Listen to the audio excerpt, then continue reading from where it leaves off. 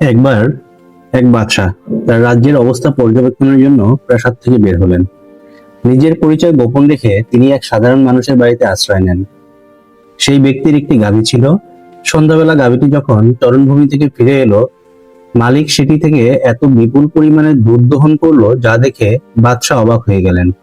তিনি মনে মনে ভাবলেন, এত বেশি দুধ দেওয়া গাভীটি যে কোনো উপায়ে তার নিজের করে নিতে হবে। পরদিনও গাভীটি যথারীতি চারণভূমিতে গেল, কিন্তু সন্ধ্যায় ফিরে আসার পর দেখা গেল আগের দিনের তুলনায় দুধের পরিমাণ অর্ধেক হয়ে গেছে। বাদশাহ অবাক হয়ে গাভীর মালিককে ডেকে জিজ্ঞেস করলেন, গতকাল এই গাভীটি প্রচুর দুধ দিয়েছিল, কিন্তু আজ এত কম কেন? এটি কি আগের চারণভূমিতে যায়নি? গাভীর মালিক উত্তর দিলেন, গাভীটি তো একই জায়গায় চলে এসেছে, কিন্তু আজ দুধ কম হওয়ার কারণ হলো হয়তো বাদশাহ তার প্রজাদের উপর জুলুম করার সংকল্প করেছেন। কারণ যখন বাদশাহ বা প্রশাসক প্রজাদের উপর জুলুমের নিয়ত করে, তখন রাজ্য থেকে বরকত উঠে যায়। একথা শুনে বাদশাহর অন্তরাত্মা কেঁপে উঠল। তিনি মনে মনে তওবা করলেন এবং সেই গাভীটি কেড়ে নেওয়ার পরিকল্পনা ত্যাগ করলেন।